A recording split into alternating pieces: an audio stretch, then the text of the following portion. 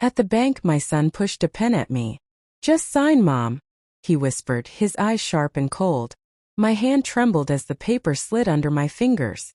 My husband, sitting too close, squeezed my shoulder so hard that I winced. It wasn't love in that touch. It was pressure. It was a warning. The cashier looked up, smiling politely, but I couldn't smile back. My throat was dry. I took a deep breath. Then with my shaky hand, I slipped her a folded note I had written on the back of an old receipt. It read, "Help. Not my choice." Her eyes flickered up at me, then to my son and husband, who were both smiling like nothing was wrong. The camera above the counter blinked its red light, recording the scene, catching their happy faces. My son leaned closer, whispering again, "Do it, Mom. Now." But suddenly, before I could finish, there was a loud metallic click. The bank manager had turned the key. The front door was locked. And everything froze. My name is Margaret. I am 68 years old, and I live in Charlotte, North Carolina. Before I go any further with this story, I want to welcome you all. Please subscribe, like this video, and don't forget to click the notification bell, so you'll always know when a new story comes out. And tell me in the comments, from which part of the country are you watching me today? Now let's go back to the beginning. It all started quietly, the way storms do before they rise. My son Daniel used to be my pride. He was tall, handsome, and so smart in school that teachers often told me he would become a lawyer or maybe even a judge. But something changed in him after college. He grew restless, always chasing money, always talking about big opportunities that never seemed to work out. And my husband, George, was a man of few words, but the ones he spoke often carried weight like stone. He had a way of controlling a room with silence, with a stare, with that heavy hand he liked to rest on my shoulder as though to remind me, I'm the one in charge. At first, I ignored the little signs. Daniel asking for money again and again. George reminding me that I owed him for the life we built. The late-night arguments behind closed doors. I told myself, family is family. You endure. You forgive. But then came the day they drove me to the bank. It was supposed to be just a quick errand. I should have asked more questions. I should have seen through the way George smiled too wide, the way Daniel kept drumming his fingers on the steering wheel. But I didn't. I trusted them, because that's what mothers and wives do. The car ride was quiet at first, but then Daniel leaned back, his voice low. "Mom, today is important. Don't embarrass me." I frowned. "Embarrass you? What do you mean?" George reached over and squeezed my knee, too tight to be gentle. "Just listen, Maggie. We'll explain when we get there." I should have insisted. I should have opened the door and walked away right then. But I stayed. When we reached the bank, my heart already felt uneasy. The air was thick, the kind of heavy that makes you know something is wrong even before it happens. Inside, the lights were bright, almost too bright. The marble floor echoed every step. People were standing in line, chatting softly, holding checks and envelopes. Normal. Ordinary. Safe. At least it seemed so. But as we approached the counter, Daniel pulled a paper from his jacket pocket. "Mom, just sign this. It's for the family." I looked down. My stomach dropped. It wasn't just a paper. It was authorization. My signature would hand over nearly everything in my savings. The money I had worked for my whole life. The money I thought was safe for my retirement, for emergencies, for peace. "Daniel," I whispered, "this isn't right." His smile stayed, but his eyes went sharp.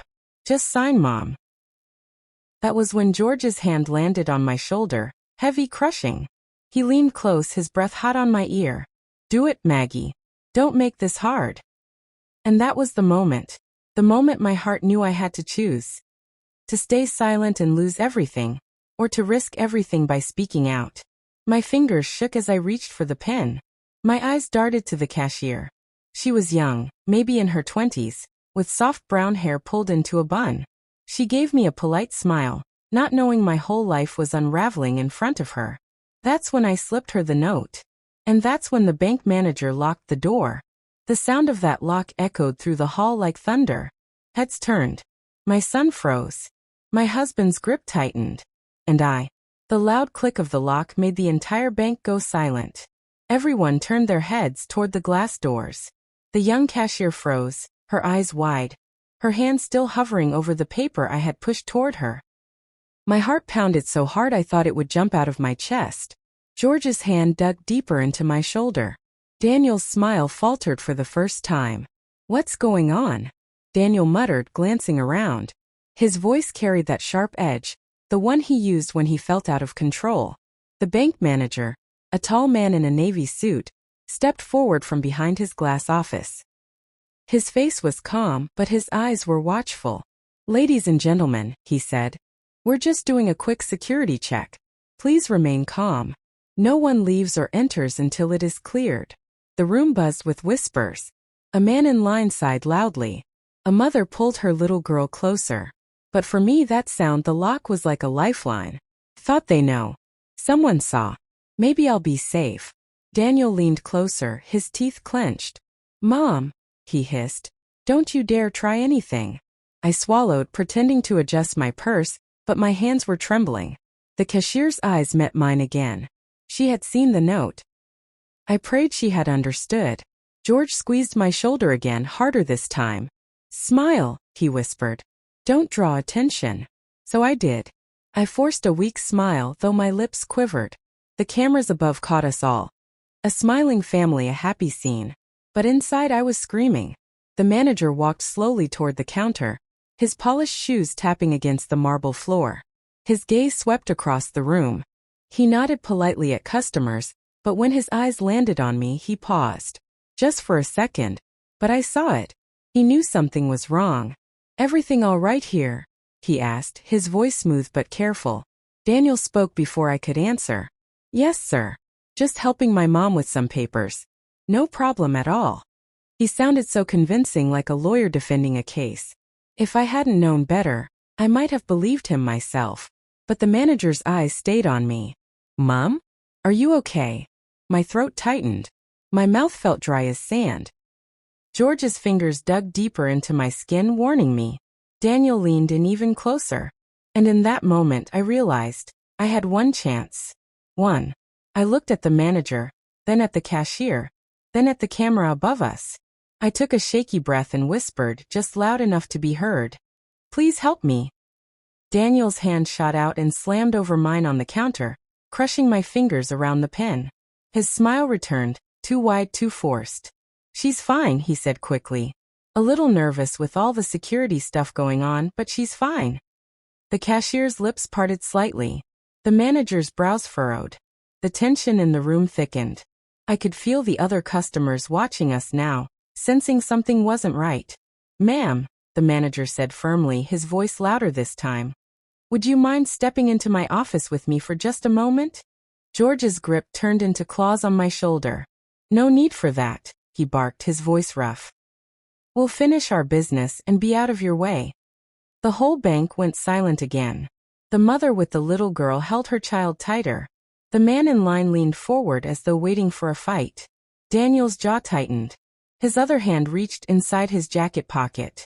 And that's when I saw it. The black handle of something I never thought I'd see in my son's hand.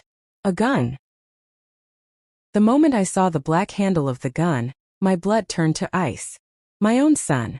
The little boy I once held in my arms, who used to sleep with his toy cars under the pillow, was now standing in a bank with a weapon hidden in his jacket. I froze, barely breathing. The manager's face changed too. His calm mask cracked. He had seen it. The cashier saw it. I could tell by the way her eyes widened and her hand slipped nervously under the desk. "Daniel," I whispered, my voice trembling. "Please don't." But he didn't even look at me. His jaw was set, his eyes burning with determination. George tightened his grip on my shoulder and leaned into my ear. "Keep your mouth shut," he hissed. His breath was sour, his tone full of threat. The room around us had shifted. People were no longer just curious, they were nervous. A man in a business suit slowly set down his briefcase and raised his hands slightly, as if he sensed where this was going. The mother with the little girl whispered, "It's okay, baby. Don't be scared." Though her own face was pale. The manager cleared his throat and forced a smile, but his voice betrayed him. "Sir, I need you to calm down. Let's not do anything foolish here." Daniel's hand stayed in his jacket, his fingers twitching. Then don't interfere, he said coldly. We just need the money. That's all. The cashier gasped softly, realizing now that this was no ordinary family errand. She glanced at me again, her eyes silently asking, "Is this real? Are you in danger?" I wanted to scream yes. But George's nails dug into my shoulder like hooks. The air in the bank grew heavier with each second. My heart was pounding so loudly I wondered if everyone could hear it. "Daniel." I tried again, my voice breaking. "You don't have to do this. Please. Think about your life. Think about your future." He turned to me for the first time, his face twisted with anger. "Future? What future, Mom? I'm drowning in debts. Nobody gives me a chance. Nobody cares. This is the only way." Hearing those words broke something in me. This wasn't just about money. This was desperation, darkness eating my son alive. But still, I couldn't let him throw everything away. The manager slowly raised his hands. "Let's talk. Nobody needs to get hurt." Daniel's voice hardened. "No talking. Just give us what we came for." George leaned forward now, his deep voice adding weight to the threat. "You heard him. Do it fast." The cashier's hands trembled as she reached under the counter. My heart squeezed. She was probably pressing the silent alarm, and I prayed she was. The little girl in the corner whimpered. Her mother held her close, whispering, "Sure, it's okay." But her eyes were locked on Daniel. I couldn't take it anymore. I reached out and grabbed Daniel's wrist.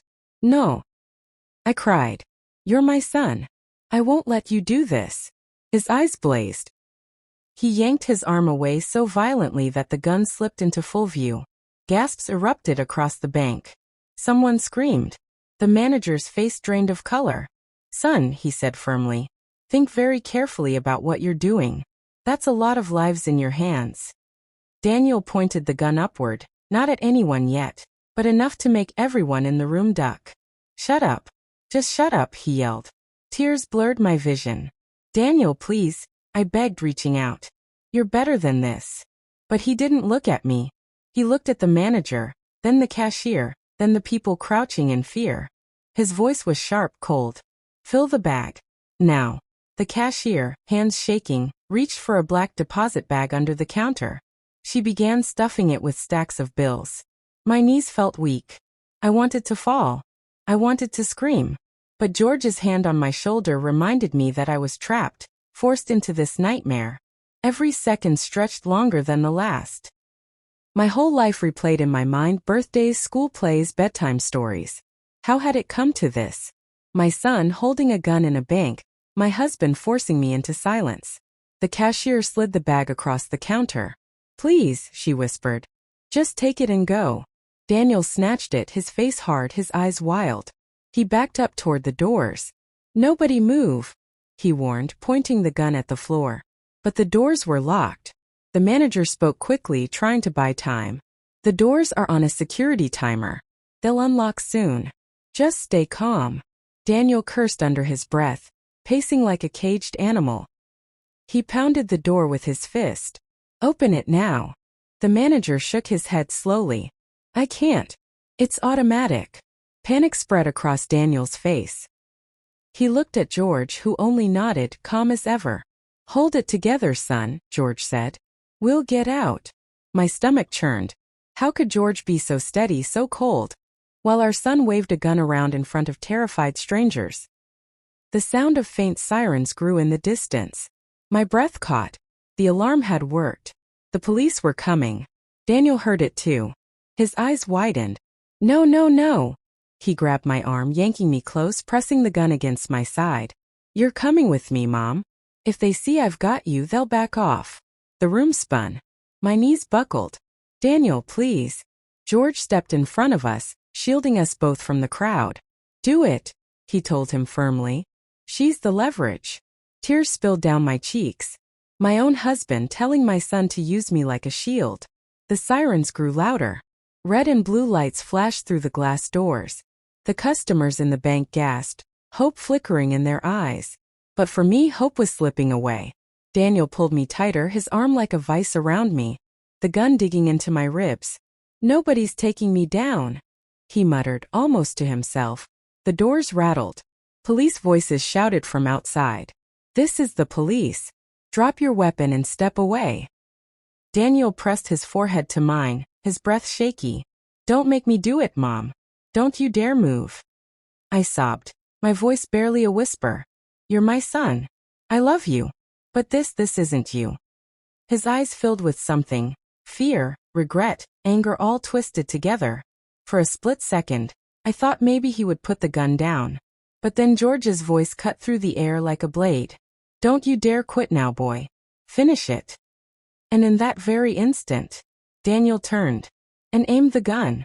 Not at the police. Not at me. But at the bank manager. Time slowed when Daniel swung the gun toward the manager. The man froze, his hands still raised, his eyes wide but steady. "Open the doors," Daniel shouted, his voice breaking. "Now. Or I swear." The manager shook his head, his voice calm despite the danger. "Son, if you fire that gun you won't walk out of here. Think carefully." The sirens outside screamed louder, flashing red and blue across the glass walls. The police were closer now. I could hear their footsteps, their commands through a megaphone. "Drop the weapon. Step away from the hostages." Daniel's grip on me tightened. His arm shook as he aimed at the manager. I could feel the tremor in his body, the storm raging inside him. "Daniel, please," I begged, reaching for his arm. "Don't do this. Killing him won't open the doors. It will only make things worse." His eyes darted between me, the manager, and the doors. Sweat rolled down his face. His breathing was harsh, uneven. He looked like a boy lost in a nightmare, fighting shadows only he could see. George stepped forward, his voice hard and unyielding. "Stop hesitating, Daniel. Show them you mean business." I turned to him, my voice raw. "George, he's your son. How can you?" "Enough," George snapped, his eyes burning into mine. "This is survival. Don't stand in the way." The whole bank had gone silent except for the faint sobs of the mother holding her child. The other customers crouched low, terrified, their eyes darting between the gun and the manager. The manager spoke again, slower this time, his voice like a steady hand on a trembling shoulder. "You don't want this, son. I can see it in your eyes. You're scared. And that's okay. But this isn't the way. If you lower that gun right now, nobody has to get hurt." For the first time, Daniel's hand wavered. His aim faltered. His eyes flickered to mine, searching, almost pleading. "Mom," he whispered. I grabbed his face with both hands, tears streaming down my cheeks. "Yes, baby. I'm here. Put it down. Please. You can still choose." And then bang. The deafening gunshot ripped through the bank. People screamed. I stumbled back, my ears ringing, smoke filling the air. The manager clutched his arm, blood seeping between his fingers as he collapsed to the floor. Daniel's eyes went wide, his face twisting in horror at what he had done. His hands shook so badly the gun nearly slipped from his grip. The police outside shouted louder, their voices sharp and urgent. "Shots fired. Move in." Daniel spun toward the doors, panic taking over. He yanked me back into his grip, pulling me close, the gun pressing against my head now. "Stay back," he screamed toward the glass. "Or I'll kill her." The gun pressed against my temple, cold and unforgiving. My son's arm was like iron around me, trembling but unyielding. The whole bank was frozen, every person crouched low, holding their breath. Smoke from the gunshot still lingered in the air, the acrid smell of burned powder making my throat sting. The manager lay on the ground, clutching his bleeding arm. A few brave customers rushed to his side, trying to stop the flow of blood with handkerchiefs and jackets. His face was pale, but he was alive, for now. "Stay back." Daniel screamed at the officers outside. His voice cracked, wild, filled with fear. He pulled me closer, using me like a shield. The muzzle of the gun dug harder into my skin, and I could feel every tiny tremor in his body. Through the glass, red and blue lights flashed, bathing the bank in an eerie glow. Police with rifles crouched behind their cars, aiming directly at us. A megaphone crackled. "Drop the weapon. Release the hostages." Daniel's grip tightened until my ribs ached. "They're not listening, Mom," he whispered hoarsely. His face so close to mine I could smell his sweat, bitter and sharp. They're going to take me down. I know it. I can't go to prison, Mom. I won't survive in there. My heart ached. I wanted to reach into him, pull out the scared little boy I once knew, and erase the man he was becoming in front of me. But all I had were my words. You don't have to go to prison, Daniel. I whispered, my voice trembling. You can stop this right now. You can put down the gun, walk out, and surrender. They'll listen. I'll stand by you. His eyes darted wildly, filled with doubt, rage, and terror all tangled together. No. It's too late. I shot him. They'll never forgive me. George's voice cut through the tension like a blade. Don't listen to her, boy. She's weak. Do what you have to do. I turned my head sharply, glaring at him through my tears. How can you say that? He's your son. Don't you see he's destroying himself? George's face was cold, stone-like. Better destroyed than caught. I wanted to scream at him, to claw at him, but Daniel's grip kept me pinned. The cashier, the young woman with brown hair and a bun, slowly raised her hands from behind the counter. Her eyes were wide, trembling with fear, but there was a strange determination in them too. You don't have to hurt her, she said softly, carefully. Let her go. Please. Take me instead. Everyone in the room gasped. Daniel blinked, confused, his grip loosening just a fraction. What did you say? She swallowed hard but kept her voice steady. Take me. I'm younger. Stronger. You don't need her. My stomach twisted. She was risking her life for me, a stranger. Daniel stared at her, then shook his head violently. No. No, I need her. They care about her. She's older. They won't risk her. His voice cracked again. He wasn't thinking straight anymore. The megaphone outside crackled once more. You inside the bank. We know you're armed. Release the woman immediately and no one else will be hurt. Daniel screamed back, his voice raw. Shut up. Stay back or she dies. The little girl in the corner began to cry loudly now. Her mother rocked her desperately, whispering, Shoo, baby. But her own sobs broke through. The sound tore at me. Innocent lives were trapped in here, all because of this madness. I tried again, my voice breaking, pleading. Daniel, please listen. Look at her. I nodded toward the child. Look at what you're doing to her. You're terrifying her. This isn't you. You're not a monster. For a heartbeat, I saw his face soften. His jaw unclenched, his eyes wavered. He was still my boy. He was still in there. But George stepped closer, his shadow falling over us both. His voice was low, commanding. Don't let her distract you, son. Hold your ground. If they try to come in, you use her. You understand. Daniel's face twisted again, torn between me and his father, between love and hate, between light and darkness. And then, another voice entered the scene. It came from outside, through the megaphone, but softer, calmer than the shouting officers.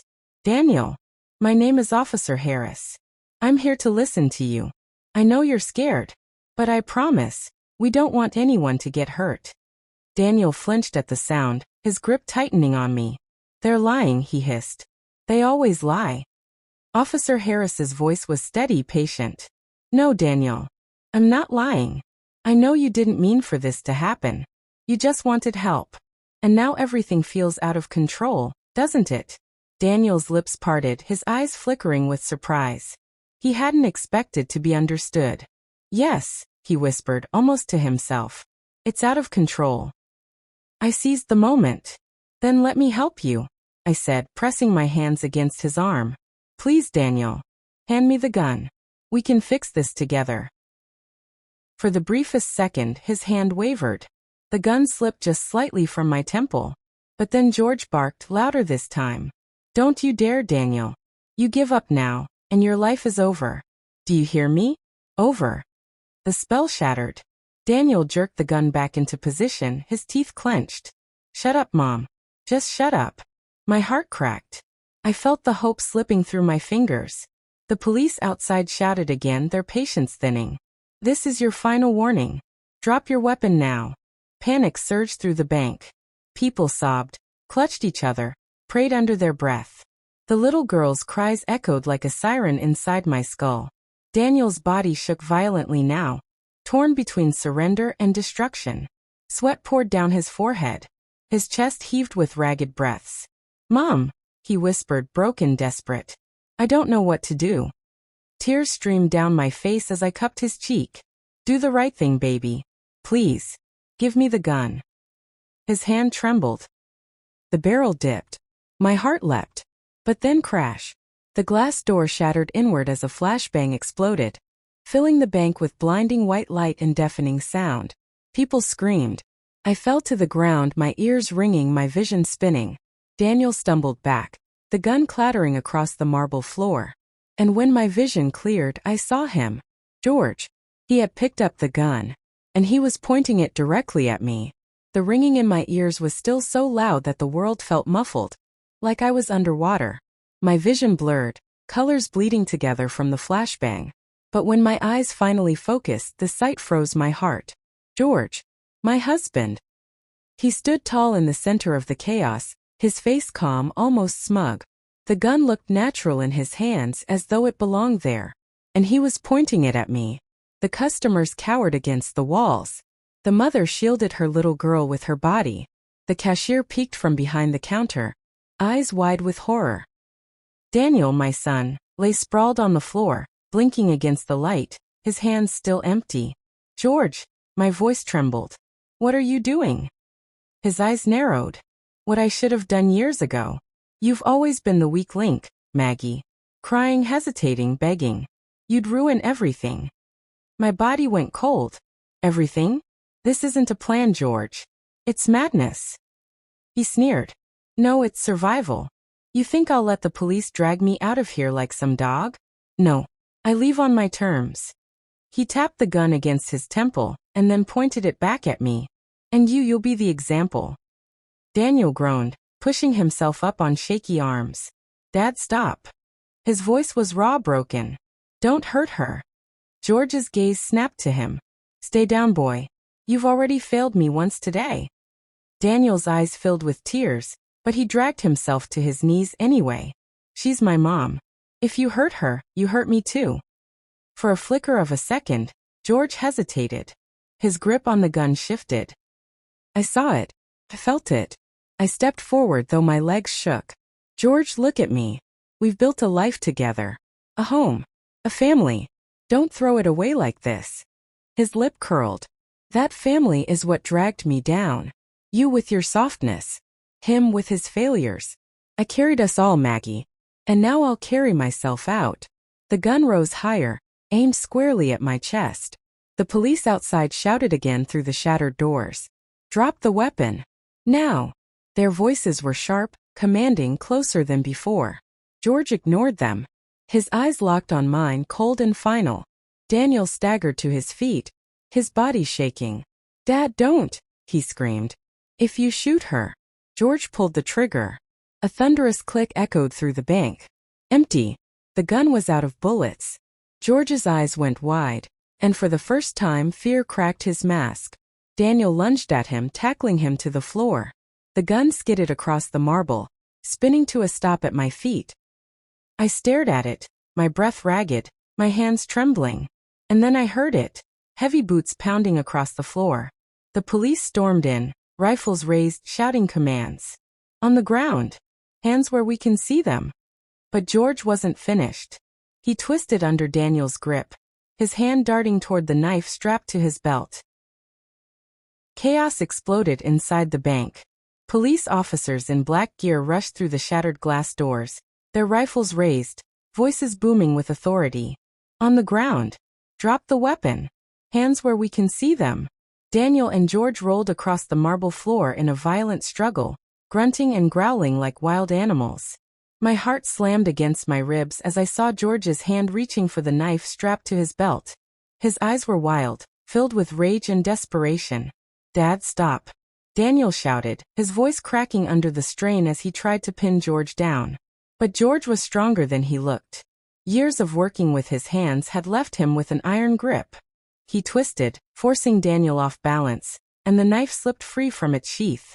The blade flashed under the harsh fluorescent lights, gleaming sharp and deadly. I gasped, my legs nearly giving way beneath me. No. George, please. The police froze for a split second, their rifles aimed, but none of them fired, not with Daniel tangled so close to him. One wrong shot and they could kill the son instead of the father. George swung the knife wildly, barely missing Daniel's throat. The sound of metal slicing through the air made my skin crawl. Daniel caught his father's wrist, struggling, his face red with effort. "Let go," Daniel cried, pressing all his strength against George's arm. But George snarled like a cornered beast, pushing back with terrifying force. "Dad." My voice cracked as I screamed. "Stop this before it's too late." George's eyes flicked toward me for a fraction of a second, cold and cruel. "This is what it takes to survive, Maggie. You'll never understand." Daniel, with a sudden burst of strength, kneed George in the stomach. The older man grunted, staggering backward, but his grip on the knife didn't loosen. He slashed again, this time grazing Daniel's shoulder. A dark stain spread quickly across his shirt. "No!" I cried, rushing forward before I could think. My instincts screamed to protect my child. Even if he was a grown man, even if he had nearly destroyed me moments ago. Leave him alone. But a police officer grabbed me by the arm, pulling me back to safety. "Stay behind us, ma'am." His voice was urgent, but his eyes carried sympathy. He knew I was caught between the two men tearing my world apart. Daniel stumbled, his hand clutching his bleeding shoulder, yet he didn't back down. He clenched his teeth and lunged again, tackling George to the floor with raw desperation. The knife clattered against the marble, sliding several feet away. Relief surged through me, until I saw George's hand stretch out, his fingers clawing toward the blade. "Gun down! Knife away!" an officer shouted, stepping closer, his rifle trained on George. But George moved fast. With a roar of determination, he stretched further and wrapped his hand around the knife's handle.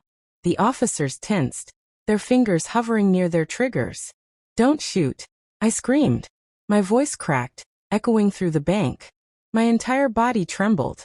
I couldn't bear the thought of bullets tearing through Daniel in the crossfire. Daniel grabbed George's wrist. Both men locked again in a deadly struggle. Sweat dripped from their faces, muscles straining, teeth gritted. "Dad, stop!" Daniel gasped.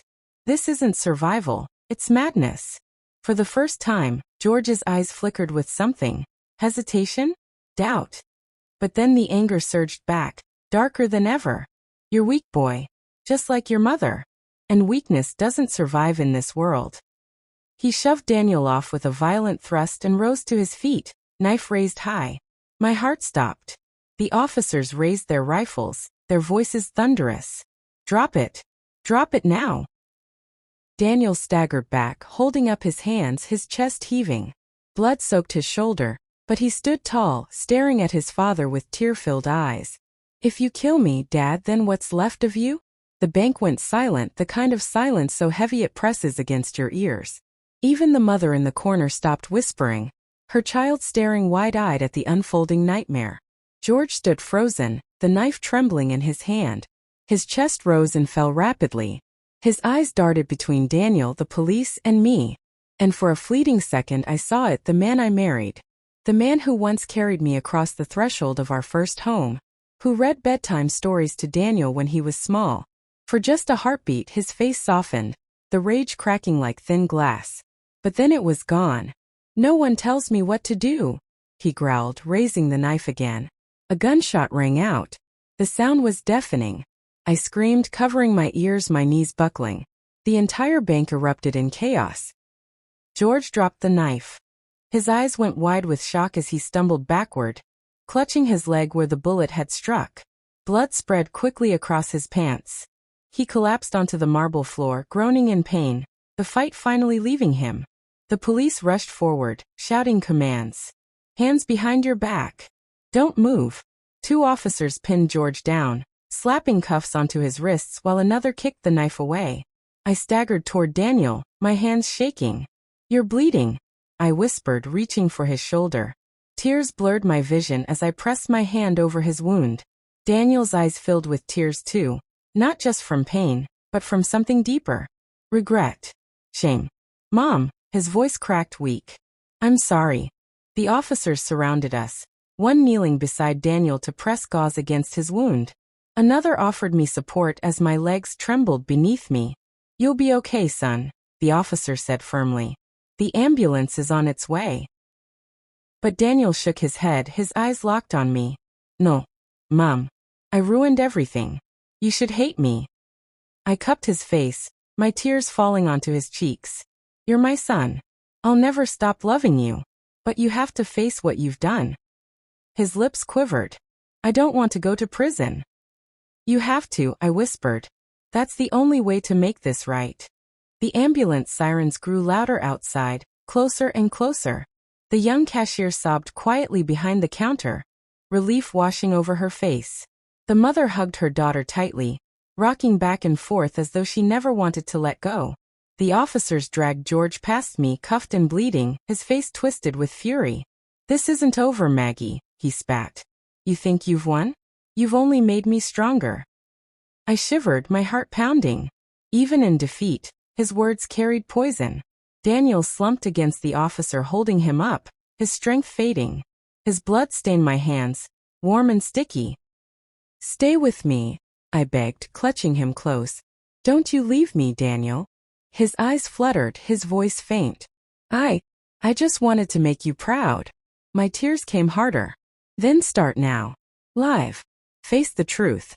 Change." The paramedics burst through the doors, rushing toward us with stretchers and medical bags. The scene was a blur of movement, bandages, commands, flashing lights. As they lifted Daniel onto a stretcher, he reached for my hand, gripping it weakly. "Don't let me go, Mom," he whispered. "I won't," I promised, holding tight. "Never." But then, a loud crash echoed from the back of the bank. Everyone turned, startled. One of the emergency exit doors had been forced open, and through the narrow gap, a shadow slipped out into the night. My stomach dropped. George was gone. The sound of the emergency exit door slamming against the wall echoed through the bank like a thunderclap. Every head snapped toward it, eyes wide, breaths caught. My heart lurched into my throat as I realized what had happened. George was gone. The officers cursed, their boots pounding across the marble floor as they sprinted toward the back. "He's on the move. Lock down the perimeter." Radios crackled, voices overlapping with urgency. I stood frozen, my hands still clutched in Daniel's, my body trembling. How could he move so fast? He had been bleeding, shot in the leg, handcuffed. Yet somehow, my husband had slipped away like a phantom. "Stay with your son, ma'am," an officer barked, guiding me back as more SWAT members stormed in. But how could I think of staying still when George was out there, wounded but dangerous, filled with rage, and free? Daniel groaned on the stretcher, his face pale, his lips trembling. "Mom, he's not going to stop." His voice was weak, a whisper against the chaos around us. "You know him. He won't stop until..." His eyes met mine, fear swimming in them. "Until one of us is dead." The words cut deeper than any knife. I pressed his hand tighter, shaking my head. "No. Don't say that. You need to save your strength." The paramedics worked quickly, pressing bandages against his shoulder, checking his pulse, inserting N4. Their voices were calm but urgent. "We need to get him to the hospital now." As they wheeled him toward the door, Daniel reached for me again, his fingers brushing mine. "Promise me, Mom. Promise you'll be careful. Don't let him trick you." Tears blurred my vision. "I promise," I whispered, though inside I wasn't sure I could keep it. George had a way of getting into my head, of twisting love into chains. And no matter how much I wanted to believe I was free, part of me still remembered the man he once was. The stretcher disappeared into the flashing red and blue lights outside, swallowed by the ambulance. The sirens wailed, growing fainter as they carried my son away. My chest felt hollow, like half of me had been ripped out. But the nightmare wasn't over. Not yet. Inside the bank, the officers regrouped. The manager, pale and shaking, handed over security camera footage. One of the SWAT team leaders, a tall man with stern eyes, spoke into his radio. "Suspect is armed with a knife, injured but mobile.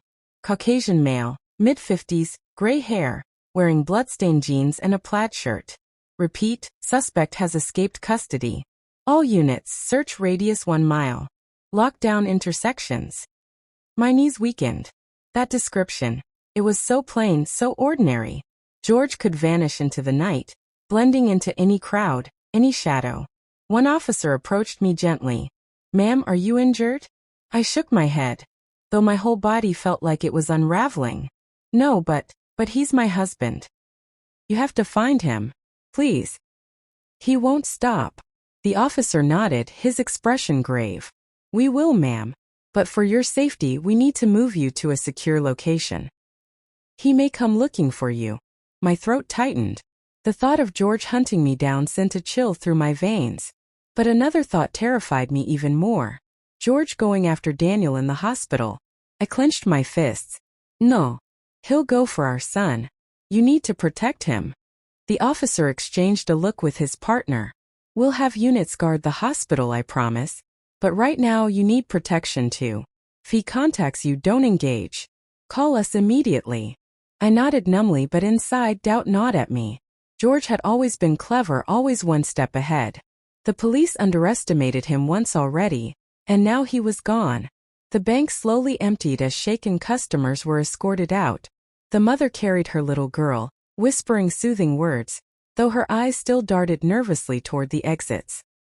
The young cashier sat slumped in a chair, her hands trembling as she gave her statement to an officer.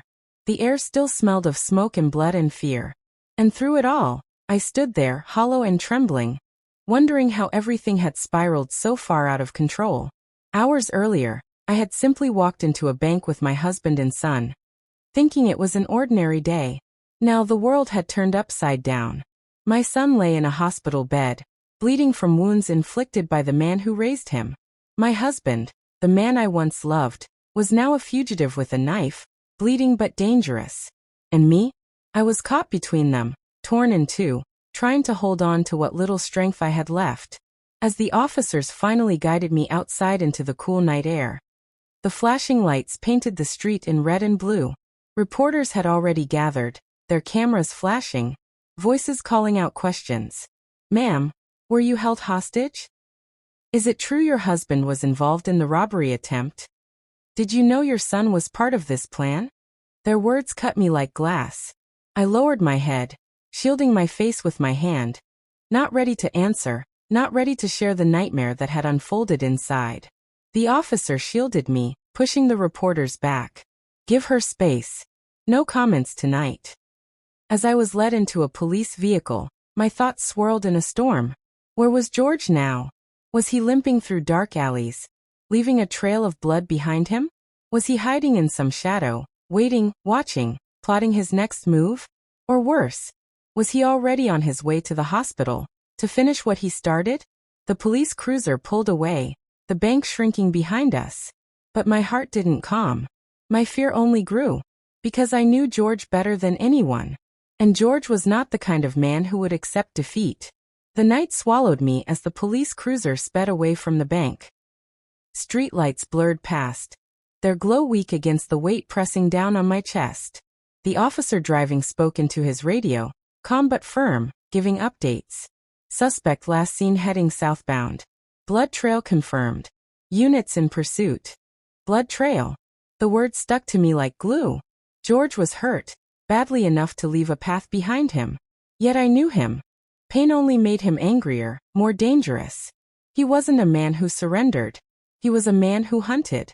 I stared out the window, my fingers twisting nervously in my lap. Every shadow on the sidewalk seemed to move. Every figure on the street looked like him. I could almost hear his voice in the wind, low and threatening. "You'll never escape me, Maggie." The officer in the passenger seat glanced back at me. "We'll take you to a safe house tonight. Tomorrow, we'll assign a protection detail." But my heart sank. "And the hospital? My son?" "There are officers stationed there," he assured me. "Your son will be guarded." I nodded, but doubt gnawed at me. George knew the hospital just as well as I did. He knew the entrances, the stairwells, the blind spots. If anyone could slip past guards, it was him. My stomach twisted into knots. Somewhere in the city, George limped through the dark, blood staining his jeans, but his mind sharp, calculating. I could picture it.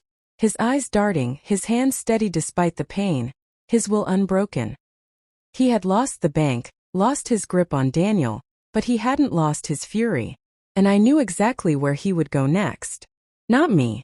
Not the police. Daniel. The sirens faded as we turned down a quiet street. My thoughts raced faster than the car itself. If George reached my son before I did. The officer's radio crackled. A voice came through, sharp, urgent. Attention all units. Suspect sighted near St. Mary's Hospital parking structure. Armed and dangerous. Proceed with caution. My blood ran cold. St. Mary's. That was where Daniel had been taken. I gasped, clutching the back of the driver's seat. He's there. He's going for my son. The officers exchanged a glance, their faces tightening. The driver hit the siren, the cruiser jerking as he sped through the intersection. Hold on, ma'am, he said, his voice grim. We're heading straight there. I pressed my hands together, whispering prayers under my breath, my chest aching with fear. Because if George reached Daniel before we did, my son might not live to see the morning. The cruiser wailed down the empty streets, the red and blue lights cutting across the night sky like jagged lightning. I clutched the seat in front of me, my heart racing faster than the siren. Every second we wasted felt like another second. George crept closer to Daniel. Dispatch confirmed sighting at St. Mary's? The driver barked into his radio. A crackle of static, then. Affirmative. Security cameras caught him limping into the west parking structure. Officers are en route. I pressed a trembling hand to my lips. George was there already, at the very hospital where my son lay weak and bleeding. Please, I whispered, my voice breaking. Please don't let him hurt Daniel. The officer in the passenger seat gave me a quick glance. We'll do everything we can, ma'am, but you need to stay behind us. He's dangerous and he won't hesitate. I nodded numbly, though inside my chest burned. How could I stay behind when my child's life hung in the balance? The hospital loomed ahead, its windows glowing pale yellow against the night. The cruiser screeched into the entrance lane, tires screaming, before cutting hard toward the west side lot. Even from a distance I could see officers moving in, their flashlights sweeping across rows of parked cars. The driver slammed the brakes, and the car jolted to a stop. Stay here, he ordered as he and his partner leapt out, weapons drawn, running toward the structure. But I couldn't just sit. My legs moved before my mind could stop them. I shoved the door open and stumbled out, my heart pounding in my ears. The night air was cold, biting against my sweat-damp skin. Shadows stretched long across the pavement, and every dark corner felt alive, hiding him. Ma'am, stay back, one officer shouted. But I kept moving, drawn by something stronger than fear. My son needed me. I reached the sliding glass doors of the emergency wing, where two uniformed guards stood tense, radios buzzing. Is my son safe? Daniel Roberts. He was brought in an hour ago. My words tumbled out, desperate and sharp. The older guard hesitated, then nodded quickly. He's in surgery, ma'am. The doctors are working on him now. He's stable for the moment. Relief flooded me so fast my knees nearly gave out. Daniel was alive. But that relief was poisoned by dread, because George was still out there, and he would find a way inside. I knew it. A sudden crash echoed from the parking structure. Shouts followed, sharp and panicked. He's moving. Second level. Watch his hands. I froze, my blood running cold. George. The guard stiffened, one reaching for his gun. Inside now, he ordered, ushering me through the sliding doors. I stumbled into the bright, sterile lobby, the sharp smell of disinfectant filling my nose. Nurses glanced nervously toward the commotion outside, their whispers buzzing like insects. The intercom crackled overhead. Code Silver. Lockdown. Code Silver. Lockdown. The word made my chest tighten. The hospital was sealing itself against a threat. Against him. The guard guided me to a waiting area, but I couldn't sit. I paced, my hands twisting, my ears straining for any sound. The walls felt too thin, the doors too flimsy. What if George forced his way through? A memory flashed across my mind. George teaching Daniel how to ride a bike in our driveway, steadying him with one hand on his back, his laughter loud and free. That man felt like a ghost now, replaced by the monster limping through the night with a knife and hatred burning in his eyes. The minutes stretched like hours. Gunshots cracked outside, sharp and terrifying. Nurses screamed, ducking for cover. My hands flew to my ears, my heart hammering. Then silence. The kind of silence that makes your stomach twist, because silence means something has ended. The intercom buzzed again. Suspect is still at large. All staff remain in lockdown positions. Still at large. He had slipped them again. I staggered to a chair, gripping the armrest so tightly my knuckles ached. He was close. Too close. And if he couldn't reach me, he would reach Daniel. I forced myself to breathe, but each inhale felt shallow, ragged. I thought of Daniel lying on that operating table, vulnerable, surrounded by doctors who had no idea of the danger circling them. A hand touched my shoulder and I jumped. A young nurse stood there, her eyes wide. Are you his mother? Daniel Roberts. Yes, I am. They're working hard on him. He lost a lot of blood, but the surgeon says he's strong. He's fighting. She offered a small, shaky smile. He wants to live. Tears spilled down my cheeks, hot and unstoppable. My son wanted to live. That meant I had to fight harder to keep him safe. But then the lights flickered. Just once, quick, but enough to make the room gasp. The guard at the door muttered into his radio. Backup power's steady. Stay sharp. But my stomach clenched. George had worked maintenance jobs for years. He knew how to cut power, how to slip through systems unnoticed. He was clever like that, dangerously clever. I rose to my feet again, every nerve screaming. He's here, I whispered, though no one had seen him yet. I can feel it. And then it came. A scream, distant but clear, from the surgical wing. The guard bolted toward it, shouting into his radio. Nurses scattered, pulling patients back into rooms, locking doors. I froze, my heart dropping like a stone. That was Daniel's wing. I ran, feet pounding, breath ragged. I chased the echo of that scream down the hallway, past gurneys and blinking machines, past doors slamming shut. And then I saw him. George. His figure appeared at the end of the hall, limping but determined, his shirt dark with blood, his eyes wild. In his hand, glinting under the fluorescent light, was the knife. Our eyes locked. His lips curved into a chilling smile. Hello, Maggie, he rasped, his voice low and cruel. Did you really think you could keep me from my own son? George's limp didn't slow him. Every step he took toward me was steady, deliberate, as if pain no longer touched him. His knife gleamed under the harsh hospital lights, and the smile on his face chilled my blood. I froze, my back pressed against the wall, my breath shallow. He looked like a predator who had finally cornered his prey. You ran, he said, voice low, almost calm. You always run. But I always catch you, Maggie. George, I whispered, my throat tight. Don't do this. Daniel is fighting for his life. He needs peace, not this madness. His eyes narrowed. Peace? You think peace keeps us alive? No. Fear does. Power does. His grip on the knife tightened. And I'll show our son what real strength looks like. My heart slammed against my ribs. He was going for Daniel. No. I stepped forward, my hands trembling but raised. If you want anyone, take me. But leave him alone. George tilted his head, studying me, his expression almost softening for a flicker of a second. You'd trade your life for his? Yes, I said without hesitation. My voice broke, but it was true. He's innocent, George. Whatever mistakes he's made, he's still our boy. For a heartbeat, silence filled the hallway. The hum of the hospital machines, the distant shouts of staff locking down rooms. It all faded until there was only us. Then his smile returned, cruel and sharp. You always were too soft. That's why you don't deserve to decide. He lunged. I screamed, stumbling back as the knife flashed through the air. A guard rounded the corner at that exact moment, shouting, "Drop it!" The sound of his gun cocking filled the hall. George spun, slashing toward the guard. The man fired. One deafening shot that shattered a light above. Glass rained down, sparking chaos. Patients screamed from their rooms. Nurses ducked for cover. The guard fell back, his weapon clattering across the floor. George snatched the gun with frightening speed, now armed with both a knife and a pistol. He turned back to me, his eyes burning. Now, he hissed, pointing the gun directly at my chest.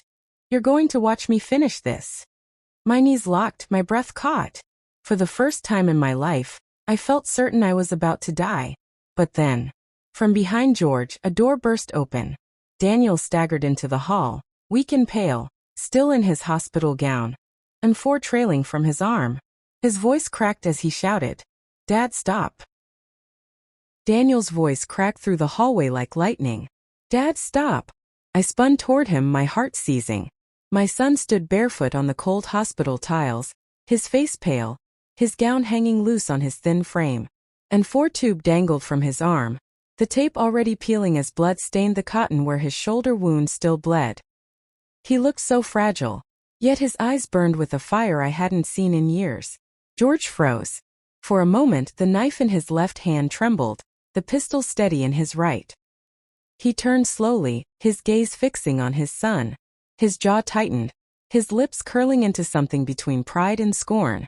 "Well, well," George said, his voice low, gravelly. "The boy finally grows a backbone." Daniel staggered a step closer, clutching his side for support. His breath came shallow, his body swaying.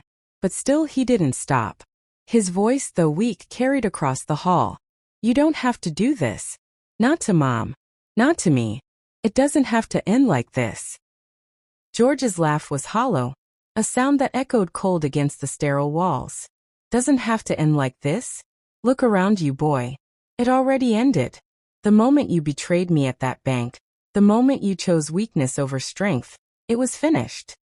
His pistol twitched toward Daniel, but Daniel didn't flinch. He straightened, though his knees shook, and locked eyes with his father. "I didn't betray you. I saved you from yourself." "Saved me?" George snarled, his face twisting with fury. "You made me look like a fool. You sided with her." He jabbed the knife toward me, his eyes flashing. "All these years I carried this family, and this is what I get? Disobedience? Cowardice?" Daniel's chest heaved, but he shook his head. "No, Dad. You carried your anger. Not us. And you're still carrying it. Look at you. Look at what it's made you." The words hung heavy in the air. For the first time George faltered. His hand shook slightly, the gun's barrel wavering. His eyes flicked between me and Daniel, and for a split second, I saw something break in his expression. Uncertainty, maybe even guilt. "George," I whispered, seizing the moment. My voice shook, but I forced it out. "This isn't you. You loved us once. You can't tell me that man is gone." His jaw clenched, his teeth grinding. That man was weak. That man was blind. His voice cracked as he lifted the gun higher. "I won't be blind again." Daniel stumbled closer, every step an act of defiance against the pain racking his body. "Then shoot me," he said, his voice steady now, sharper than before. The hallway went still. Even the machines in the rooms behind us seemed to quiet, their beeps fading into the background. George blinked. "What? Shoot me," Daniel repeated, his tone calm, almost resigned. "If that's what you think strength is, do it. End it now." I gasped, my hands flying to my mouth. "Daniel, no." But his eyes didn't leave his father's. "I won't let you hurt her. If it has to be someone, let it be me." George's hand trembled, the pistol quivering in his grip. His breathing grew ragged, heavy, uneven.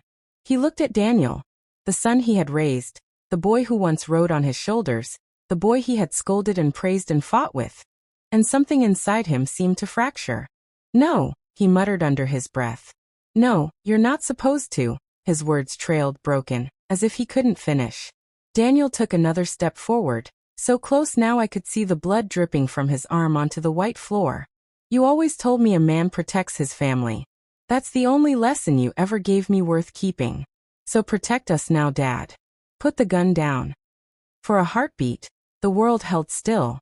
George's chest rose and fell rapidly, sweat dripping down his temple. His grip loosened on the pistol. His knife arm dropped slightly. Hope sparked in me, fragile but real.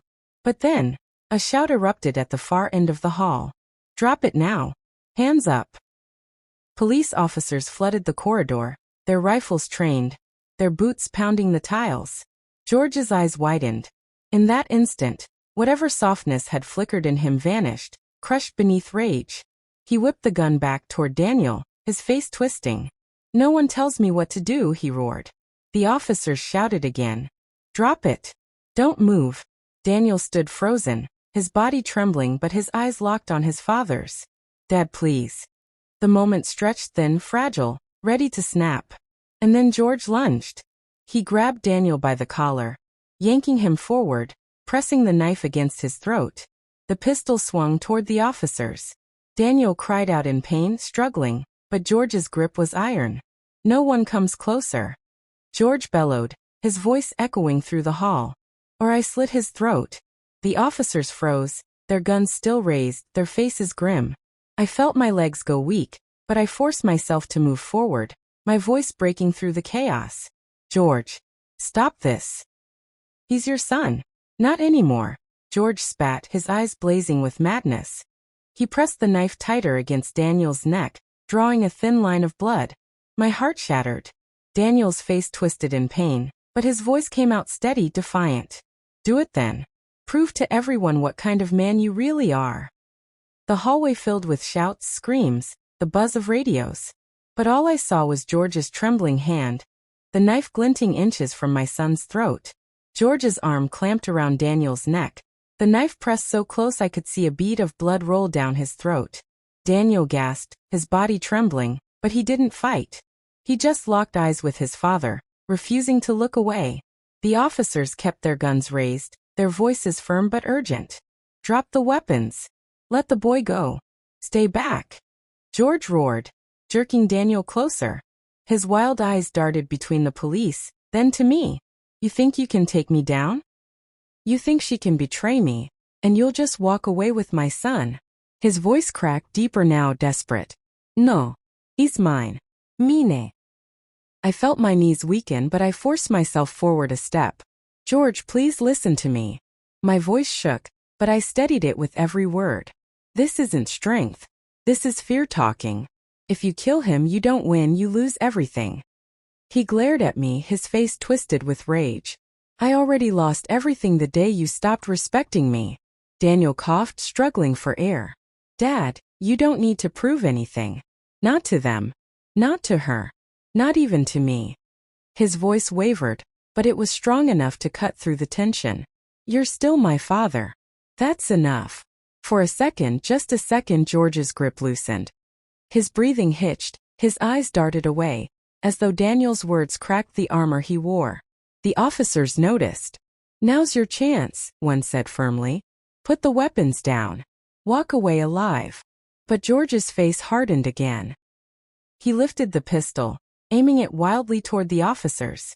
If I walk away, it's in chains. I won't live like that. The officers shouted warnings. Red laser dots lit his chest. I felt my heart slam in my ribs. George, I cried out. Look at me. Look at what you're doing. He turned toward me, and for the briefest moment, our eyes met. The boy I had fallen in love with decades ago flickered there, buried under layers of rage and fear. Then a gunshot split the air. I screamed. George jerked violently, his eyes going wide. The pistol clattered to the floor. Daniel stumbled free, gasping, as blood spread across George's shirt. But George didn't fall. His knife still gleamed in his hand. His body swayed, his face pale, but his eyes locked on me with a fire I'd never seen before. Slowly, with a ragged breath, he staggered one step forward. And then another. Toward me. George staggered forward, blood spreading across his shirt like ink in water. Each step left a red smear on the hospital floor, his knife glinting in the sterile light. His breaths came ragged, like a man dragging himself up from the bottom of a pit, but his eyes, those wild, burning eyes, never left me. The officers shouted warnings again, rifles raised. Stay down. Drop the knife. But George didn't hear them. Or maybe he didn't care. His gaze was fixed on me, locked in as though nothing else in the world existed. My knees weakened, my body screaming at me to run, but I stood frozen, my back pressed against the wall. Daniel, still clutching his wounded side, tried to push himself up from where he had collapsed on the floor. His voice was hoarse but strong enough to carry. Dad, stop. Please. It's over. George swayed, his lips curling into something that might have been a smile if it weren't twisted by pain and fury. Over. His voice rasped, broken by blood bubbling in his throat. No, Daniel. Nothing's over until I say it is. He stumbled again, closer now, the knife dragging at his side. His blood left streaks across his hand, down the blade, painting it in a sickening crimson. I lifted my hands, trembling. George, listen to me. You don't have to do this. Look at yourself. Look at what you're becoming. His laugh was hollow, bitter, and laced with madness. Becoming? No, Maggie. This is who I've always been. You just never wanted to see it. The officers edged closer, their red dots steady on his chest. I could feel the tension humming like electricity in the air. One wrong move and more bullets would fly. Daniel coughed, dragging himself to his knees. His face was pale, his body weak, but his voice broke through the storm. You're wrong, Dad. You weren't always like this. George's head jerked toward him, his knife twitching in his grip. You used to be my hero, Daniel said, his eyes glassy but filled with truth. When I was little, I thought you were the strongest man alive. You carried me on your shoulders. You fixed my bike when I crashed. You held my hand when I was scared of the dark. That was you, Dad. That's the man I'll never forget. For the first time, George hesitated. His chest heaved, his arm trembling. His eyes, wild blazing, flickered with something else. Pain. Confusion. Maybe even shame. I seized the chance. My voice cracked, but I pushed forward anyway. George, listened to him. You can't erase the good you've done, but you don't have to drown it in blood. Put the knife down. Let us remember the man we loved, not this. George staggered again, his face contorting. His lips moved soundlessly before words finally spilled out, broken. I can't. I can't go back. You don't have to go back, Daniel said firmly. His hand pressed to his wound as he forced himself upright. You just have to stop now. That's enough. The officers shifted, whispering to each other, waiting for the signal to fire. Their patience was running out. George looked at Daniel, then at me. His eyes glistened, and for the briefest second, I thought I saw tears. But just as quickly, his expression hardened again. No, he growled, raising the knife. If I can't have you both with me, no one can. Time slowed. My scream caught in my throat. The officers shouted. Daniel pushed himself forward with what little strength he had left. And George lunged. The sound of rifles firing tore through the hall like thunder. The force hit George mid-charge, his body jerking violently. Blood sprayed the floor, his knife clattering as he collapsed onto his knees. His eyes still burned, though the fire dimmed with every shaky breath. Maggie, he rasped, his voice barely more than a whisper. Then he fell forward, crashing to the tiles with a sickening thud. Silence. For a moment no one moved. The officers kept their rifles aimed at his body, waiting. My chest heaved, my ears rang from the gunfire. Daniel staggered toward me, clutching his side. His eyes locked on his father's crumpled form. One of the officers nudged the knife away, then crouched to check George's pulse. His face was grim when he looked up. He's still alive. Barely. A rush of conflicting emotions hit me all at once. Relief, fear, grief, anger. Tears blurred my vision as I sank to my knees. I didn't know whether to pray he survived or that it would finally end here. Daniel fell beside me, his hand trembling as he reached toward his father but stopped just short of touching him.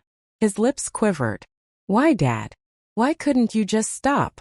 George's eyes fluttered open, cloudy and weak. His mouth moved, but the words were too faint to hear. Paramedics rushed in, their bags slamming to the floor, hands already working frantically over George's bleeding body. The hall filled with shouts, equipment clattering, the buzz of radios calling for surgery prep. I reached for Daniel, pulling him against me, my hands sticky with his blood and George's. His head rested on my shoulder, his body trembling. It's over, I whispered, though even as I said it I wasn't sure I believed it, because George's eyes, half closed, glazed with pain, still searched for mine. And when they found me, a shiver went down my spine. He smiled. Even as the paramedics strapped him to the stretcher, his lips curved faintly upward. Not in peace, not in surrender, but in something darker. Something that promised it wasn't finished yet. The officers pushed us back, guiding Daniel toward another team of medics, but my eyes stayed fixed on George as they wheeled him down the hall. His weak voice carried back, barely audible but clear enough to freeze my blood. This isn't the end, Maggie. and then the doors slammed shut behind him. The hospital hall felt like a storm had just passed, sirens fading, boots retreating, doors swinging shut. But inside me the storm raged on. I clutched Daniel's trembling hand, watching as the paramedics wheeled George away, his faint smile haunting me like a ghost that refused to vanish. Daniel leaned against me, weak and pale, but his voice broke the silence. "Mom, do you think he'll survive?" I swallowed hard. My throat burned with tears I hadn't released. "I don't know, sweetheart. But whether he does or not, his hold on us ends here."